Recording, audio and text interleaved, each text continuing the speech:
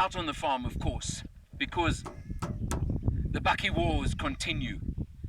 The Hilux versus the Ranger. The Hilux 2.4, the Ranger 2.2, and we specifically got the lower models in the range this time. But we're on the Gush Valley farm. Motormatters, of course, the track over here, our test facility, sponsored by Gush Valley. And you can see we're surrounded by the cattle and by the zebras. They're all out, they came to greet us, but they're a little bit scared of the vehicles, they moved away a little bit. But here we are with our two steeds. Of course, they're both 4x4, and the only difference between the two is the Range is the automatic, 6-speed automatic, and the Hilux is the 6-speed manual. Now, I don't think I need to tell you too much about the bodywork, the design, things like that on the two vehicles. The Ranger does have the new Sport Pack, because it's the XL model with the Sport Pack, which was launched late last year, and I did test it then. So you can see the matte black grille, for example, is a feature of that one. On the Hilux, you can see the new face of Hilux with the chrome surrounding the grille, your daytime running lights. You've got all these features on both of these. They may not be top of the range, but believe me, they've still got so many features. Let's just wander around the two vehicles while we're busy over here. You can see 17-inch black mags over here again. That's a Sport Pack feature. It isn't standard on the XL models. And same, of course, with the Sport Bar at the back, which is a Sport Pack extra as well. Right at the back, of course, standard on the Ranger is the tow bar, and the lovely feature on Rangers of the very light tailgate, light to operate, etc. When you compare it to the Hilux, and you find it's a much heavier tailgate. Just a little fact and feature. But something that the Hilux has that the Ranger doesn't have, and I've got to say that considering I've got the Sport Pack and the upgraded infotainment screen on this version, Ford, where's my reverse camera? Quite honestly, any double cab bakkie in my book is supposed to have a reverse camera. Otherwise, you are sadly lacking in spec over there. We take another look at the Ranger. Let's just come around over here and have a look. And let's look at space inside. Of course, you've got to unlock and make sure all the doors are unlocked. And you have a look at back seat space over here.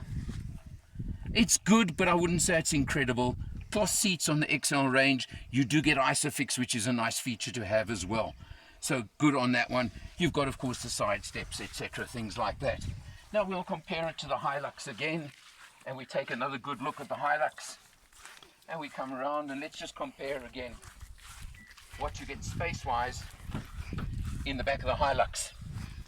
I would say they're pretty competitive. I don't think there's much difference between the two, and you do again get, of course, ISOFIX in the back of that one. The 2.4 litre diesel engine on the Toyota puts out 110 kilowatts and 400 newton meters of torque, comparing to 118 kilowatts and 385 newton meters in the Ranger. So they're pretty close. They're close enough to be very close and to be comparable in my book. It's what they're going to do out there on the road, on the farm, in the bush, that's going to really make all the difference. We'll look at the inside features, and we're going to take a lot of time seeing them actually in action. And now we get a new test. It's called the turkey test. And, well, what are they voting for? It seems like all four of the turkeys are voting for the Ranger here. They're all huddling around the Ranger, so they've all ignored the Hilux and actually ran away from it. So I think the turkey test comes out Ranger. Jumping into the Ranger first, let's take a look, of course, at the important figures that count. And you can see we've done 206 kilometers so far, not that much, but it's been the open road cruise, and we are showing 8.9 liters per 100, which I think is pretty exceptional for a vehicle of this type. And let me tell you, 60 kilometers of this has been on pretty bad dirt roads, so that's a very important factor involved. You come down over here, of course you've got your multifunction steering wheel, which has got everything that you would want from it, and you can see the normal controls, of course, for everything over there, and the trip computer, etc. Light switches over there, so you know, I think, what I'm talking about. Now you come across to the center over here, and you've got the optional extra touchscreen over here.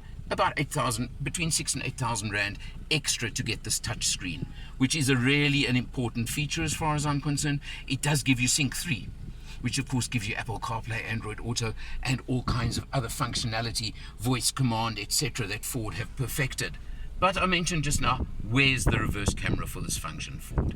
Let's leave it at that. You come down over here, you've got your air conditioning system, very basic, very simple, but a nice feature down here. You can see 2 USB ports down there at the front and 2 12 volts as well at the front, so good one there. The 6-speed automatic gearbox, it's a standard torque converter. Again, I think it's very standard, not too much to say about it. Very smooth, always has been, always will be on Ford. But of course, here are the crucial controls. You can see 2 high, 4 low, simply at the twist of a knob. Easy as that. And then in front over here, of course, you've got your anti-skid, you've got your diff lock, which of course is vital, and you've got hill descent control. So those are all very, very crucial features. I have deliberately left the engine running, I don't know if you noticed, and you can hear obviously a bit of a diesel clatter, but certainly not unpleasant. The dashboard is very plastic, but it's what you expect, and there's a nice little extra spot there, maybe for a cell phone or something like that, if you don't want to hide it down at the bottom. Those are all features that are nice and useful. You've seen the back, and I've shown you that. So overall, it's pretty straightforward. There is also another 12-volt socket for the back seat. So good on you for that one, Ford. Let's jump over now, and we're going to take a look at the Hilux. And then we can do comparisons on costs and prices and things like that.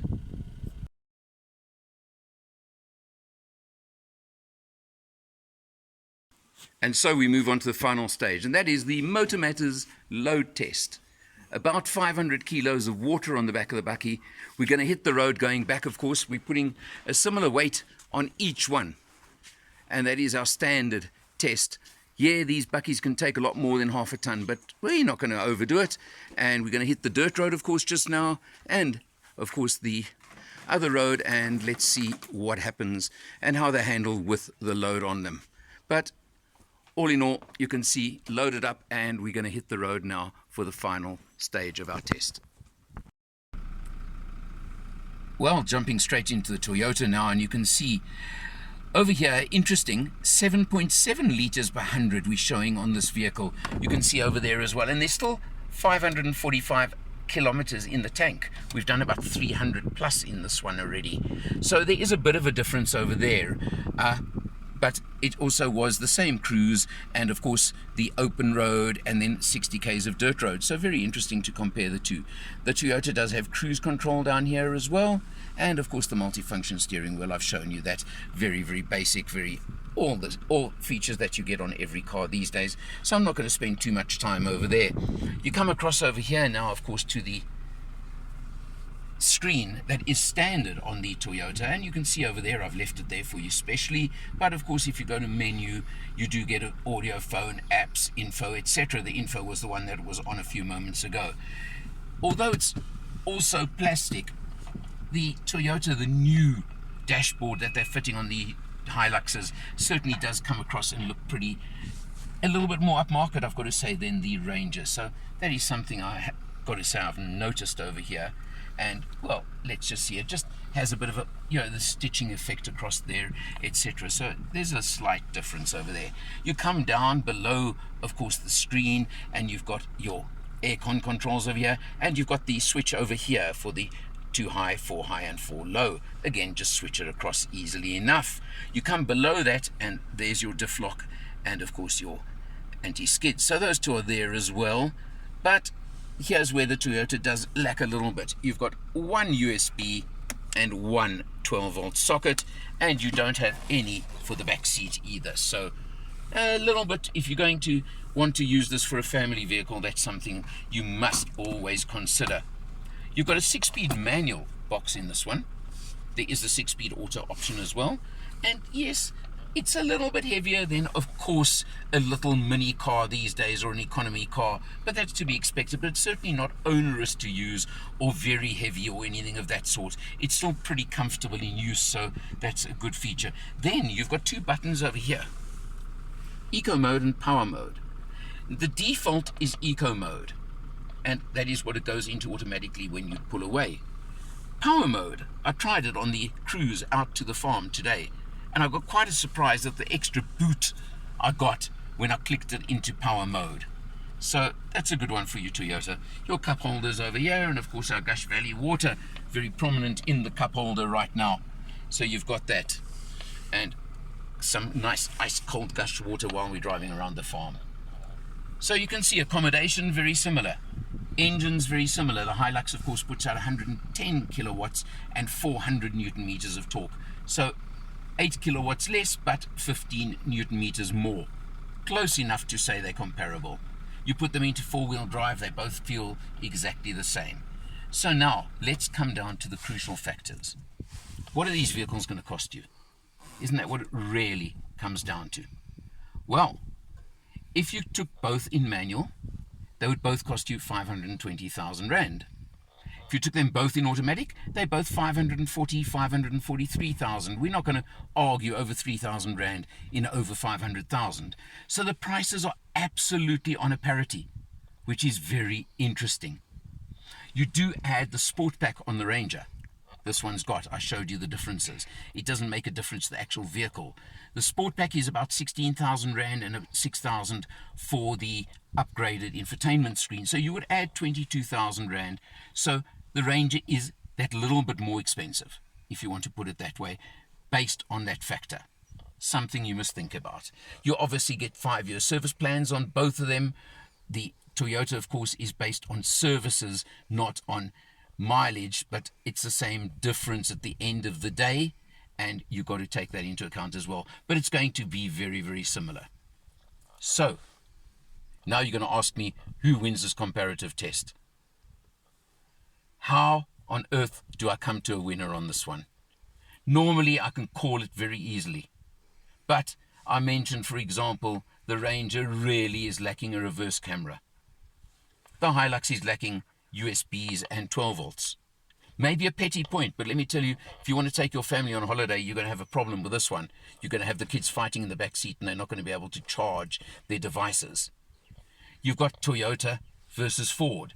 That one I'm never going to call, because nobody can ever call it. It's one of those that's absolutely impossible.